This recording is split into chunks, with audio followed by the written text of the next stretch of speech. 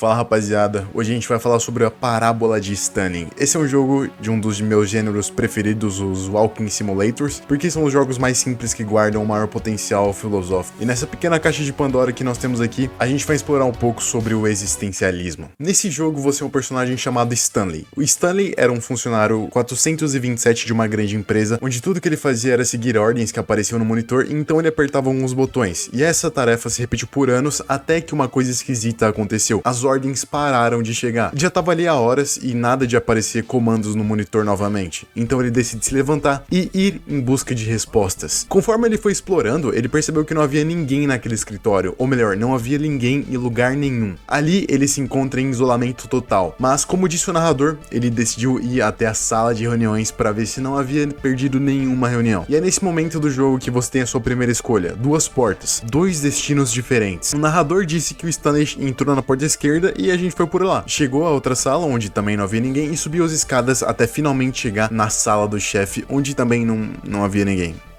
O Stanley, você tá sozinho, sinto muito. Mas logo atrás da mesa do chefe havia um teclado numérico, um lugar pra colocar uma senha, da qual o Stanley não fazia ideia de qual seria, mas por sorte, claro, ele foi digitando os números aleatoriamente e descobriu probabilidades. Uma passagem secreta se abriu e só havia um caminho para o qual ele podia ir, pra baixo. E foi nesse pequeno momento de suspensão de rotina que o nosso querido Stanley questionou a natureza do seu trabalho. Por que ele apertava botões? Por que ele ficou ali por tantos anos e por que ele nunca tinha se questionado disso? Até que ele chega em um lugar chamado Instalações de Controle Mental, onde ele descobre um monte de câmeras ligadas a cada sala da empresa, com o número de todos os funcionários, inclusive o número do Stanley, 427. Mas então, era isso? Stanley na verdade estava sob controle mental e por isso estava feliz com esse emprego entediante? Será que as emoções do Stanley teriam sido tão amargamente manipuladas por ele aceitar ficar apertando botões todos os anos de sua vida incansavelmente e se sentir feliz com isso? Ele não podia aceitar essa cruel realidade, mas ali diante dele estava todo o maquinário que decidia o que ele deveria fazer, o que todos deveriam fazer, na verdade. Botões com emoções como tristeza, feliz e entediado, e até botões com ações como andar, dormir, comer, entre outras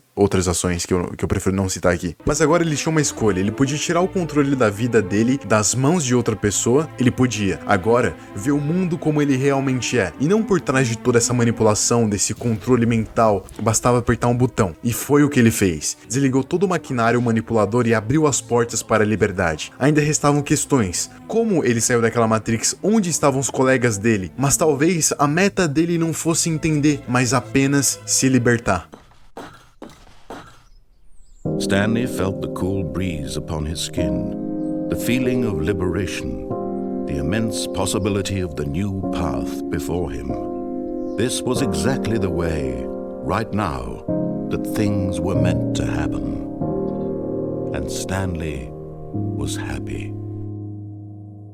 Mas estava Stanley livre. Tudo bem, ele saiu daquela máquina manipuladora, não havia mais ninguém controlando ele, além do narrador. Que tipo de liberdade é essa onde ainda tem alguém falando exatamente como é o seu destino? E se lá atrás, em vez da gente escolher entrar pela porta da esquerda como o narrador disse, a gente for pela direita? É nessa decisão que a gente aprende um pouco sobre a separação do homem. É aqui onde o jogo mostra que existem na verdade três personagens: o narrador, o Stanley e você. O Stanley é o homem programado para seguir o que o narrador diz. O narrador é o homem que dita o que o Stanley vai fazer, e existe você, a representação de você mesmo, da liberdade. E são nessas pequenas escolhas da parábola de Stanley que a gente pode observar a verdadeira liberdade, onde escolher a porta da direita desperta na gente o sentimento que os existencialistas chamam de Angst existential. Angst é uma palavra alemã, da qual eu obviamente não sei pronunciar, mas ela basicamente quer dizer angústia, eu acho. O melhor exemplo que eles usam, e que a propósito tem na Wikipédia também, é você estar em cima de uma montanha. Você obviamente pode cair dessa montanha, mas além de poder cair, você também tem a escolha de se jogar. É uma decisão sua e essa é a verdadeira liberdade. Nada te impede de tomar as decisões quando você descobre que elas existem. E isso é o angst existencial, ou a angústia existencial. A angústia de saber que nada te impede e que você pode fazer. Por exemplo, você é atendente de algum lugar e surgiu um cliente muito mal educado. Você pode escolher continuar sendo atendente ou você pode bater naquele cliente. Tipo, nada te impede, sabe? A escolha é sua. Bem-vindo à liberdade. Mete pau no filho da puta. conta. Existem vários finais desse jogo, inclusive o final que ele fala sobre destino, mas como esse roteiro tomou um corpo mais existencialista, eu vou continuar falando sobre o existencialismo. Mas se vocês quiserem saber mais sobre questões filosóficas sobre o destino e sobre a nossa jornada, e, enfim, deixem aí nos comentários. Existe também o final alternativo, onde a gente começa do escritório, pega a porta da direita e segue até uma plataforma que nos leva até um telefone. Telefone esse que a gente tem a opção de atender, e isso nos levaria para outro final, mas a gente também pode desligar ele da parede, e é isso que a gente vai fazer. Nessa parte, o narrador diz que ele não sabia que desplugar o telefone era uma opção válida. E aí que ele descobre que a gente não é o Stanley, mas sim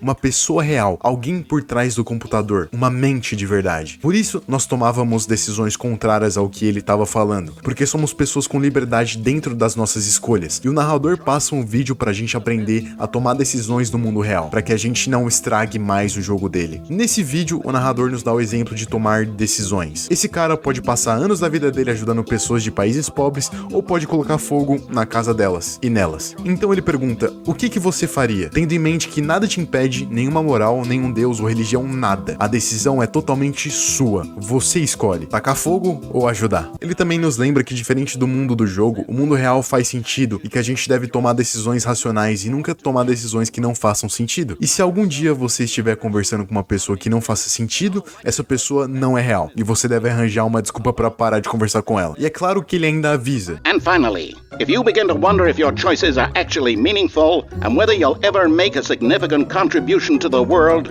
just remember that in the vast infiniteness of space, your thoughts and problems are materially insignificant, and the feeling should subside. Bom, isso foi bem existencialista, né? Quando a gente volta pro jogo, a gente vê tudo bagunçado e o narrador diz que devemos voltar pra onde toda essa bagunça começou e devemos tomar a decisão que o Stanley tomaria pra consertar tudo. Então a gente chega nas duas portas e o narrador diz, Stanley escolheu a porta da esquerda. É claro que eu fui pela direita só pra ver o que acontecia, mas não aconteceu nada, então a gente foi pra esquerda mesmo. E mesmo assim, o jogo continua todo quebrado, todo bugado. O narrador começa a se questionar. E na realidade, ele diz algumas coisas bem profundas que eu até anotei pra pensar sobre mais tarde, como por exemplo isso aqui. My entire game is destroyed. It was the only thing in the world that was mine and you've run it into the ground. What, did you think that would be funny? You just had to see? Didn't I impress upon you how important it was to be like Stanley? He actually knows how to do what I tell him to. He understands that if I say to do something, there's a damn good reason for it. That thought hadn't even occurred to you, had it?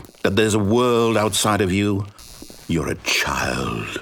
Será que não é um pouco de hipocrisia ele falar isso? Então a gente é teletransportado para a decisão das portas de novo. Indo para lá, a gente vai até a sala do chefe. As coisas estão um pouco diferentes, mas o teclado para colocar a senha dessa vez é com voz. É um interfone agora. O Stanley tinha que falar um código e a porta se abria. Mas como o narrador disse, o Stanley nunca foi treinado para falar. E mesmo que ele quisesse, ele não conseguiria. Ele estava até disposto a enfrentar o desconhecido, mas ele nunca foi treinado para isso. Então é claro que ele falhou. O narrador fica muito bravo com a gente. Ele diz que o Stanley faria as coisas da maneira certa e que ele respeitaria a história dele. Então o jogo reinicia e a gente começa a mexer outro corpo, o nosso, e começa a ver o Stanley de cima. O narrador pede pro Stanley fazer uma decisão, mas o Stanley sem nós não é nada. Então o jogo acaba. É nesse momento que o narrador vê o verdadeiro valor de uma pessoa real. Eu encaro essa parte do jogo como desespero aos olhos da filosofia existencialista. Por exemplo, alguém que está desesperado para os existencialistas é aquela pessoa que, por exemplo, se enxerga muito honesta, muito verdadeira, mas quando ela percebe que ela mentiu, se vê em desespero. Porque o que construía a identidade daquela pessoa verdadeira era ela se achar verdadeira, se achar honesta. Aquilo construiu ela. E agora, essa base que aparentava ser sólida, ela já não existe mais. Ou seja, se eu me vejo como uma pessoa que só diz a verdade e eu me pego mentindo, eu entro em desespero por não suportar a minha própria hipocrisia. É igual o Stanley. Tudo que o Stanley sabia fazer era seguir ordens, seguir o controle mental e o narrador. E ele era feliz assim.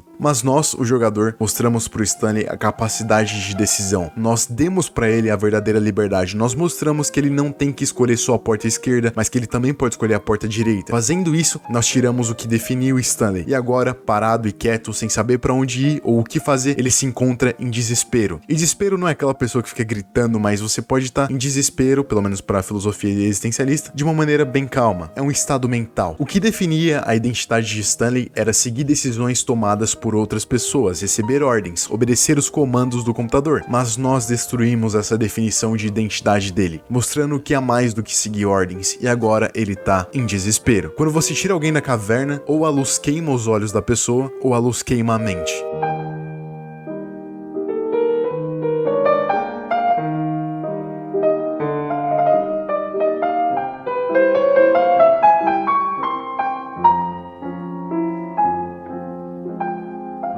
ハムレット R